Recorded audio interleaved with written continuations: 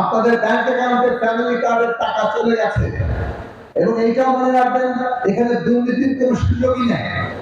লক্ষ্য করে দেখেন সরকার সবার আগে জনগণ, যেমন সবার আগে বাংলাদেশ প্রধান হয়েছে তেমনি সবার আগে জনগণের কথা বলছে এবং জনগণের মধ্যেও যারা সবচেয়ে প্রান্তিক, সবচেয়ে নানাভাবে আর্থিক দিক থেকে দুর্বল অবস্থায় আছে তাদেরকে সবার আগে বিবেচনার মধ্যে তাদের কাছে রাষ্ট্র সরকারের যা সুবিধা সবার আগে পৌঁছানোর সিদ্ধান্ত নিচ্ছে এবং সেই হিসাবে ফ্যামিলি কার্ড তাদের মধ্যেই বিতরণ করা হচ্ছে।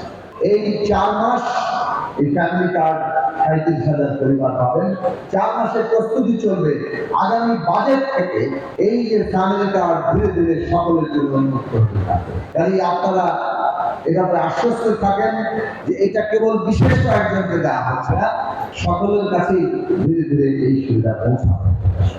আমরা সামাজিক সুরক্ষা খাতকে দ্রুত কার্যকর করতে চাইছি। ইতিমধ্যে মাননীয় প্রধানমন্ত্রী বলেছেন ফ্যামিলি কার্ডের পাশাপাশি কৃষি ঋণ 10,000 টাকা পর্যন্ত সুদসহ মওকুফ করে দেওয়া হয়েছে। আসলে ওটাই প্রথম করা হয়েছে। সিদ্ধান্ত হিসেবে কার্যকর হয়েছে কৃষি ঋণ 10,000 টাকা সুদসহ ইতিমধ্যেই মওকুফ করলাম। হাজার হাজার কোটি টাকা এর মধ্যে দিয়ে কিন্তু সরকার মওকুফ করেছে। কৃষক কার্ড কাজ চলছে অতি দ্রুত সেটা বাস্তবায়ন। আপনারা সবাই জানেন নির্বাচনী অঙ্গীকার ছিল দেশের সকল মসজিদে ইমাম সাহেব, মুয়াজ্জিন সাহেব এবং খাদেম সাহেবদেরকে সরকার সম্মানী দেবেন, তারা স্বীকৃতি পাবেন। একই সাথে মসজিদ তো হবেই, হিন্দু সম্প্রদায়ের মন্দির, বৌদ্ধ সম্প্রদায়ের প্যাগোডা এবং খ্রিস্টান সম্প্রদায়ের গির্জা যারা পুরোহিত কিংবা যাজকরা আছেন তারা প্রত্যেকেই এই সম্মানই পাবেন এবং সেখানেও পাইলট প্রজেক্ট চলছে। আশা করি কয়েকদিনের মধ্যেই এই মসজিদ, মন্দির, প্যাগোডা এবং গির্জা ঈদের আগে আমার যতদূর জানা আছে সম্ভবত 14 তারিখের মধ্যে মাননীয় প্রধানমন্ত্রী এই বিষয়টিও আমাদের সামনে হয়তো আনবেন।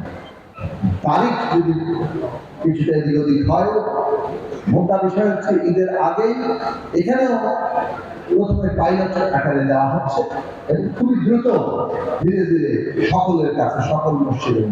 বাংলাদেশে এই প্রথমবারের মতো দেশের ইমাম সাহেবরা, ধর্মীয় প্রতিষ্ঠানগুলোর যারা পরিচালনা করেন তারা রাষ্ট্র কর্তৃক সম্মানিত হচ্ছেন আর্থিকভাবে এবং তাদের সমস্ত রাষ্ট্রীয় সম্মান অর্থাৎ বিভিন্ন জায়গায় সভা সমাবেশ, রাষ্ট্রীয় অনুষ্ঠানগুলোতে তারা দাওয়াত প্রাপ্ত হবেন, অর্থাৎ তারা রাষ্ট্রীয়ভাবে মর্যাদার মধ্যে আসছে। ইতিমধ্যে ফ্যামিলি কার্ডের সমস্ত টাকা তাদের ব্যাংক অ্যাকাউন্টে চলে গেছে। আপনাদের ব্যাংক অ্যাকাউন্টে ফ্যামিলি কার্ডের টাকা চলে গেছে এবং এইটাও মনে রাখবেন এখানে দুর্নীতির কোনো সুযোগই নেই।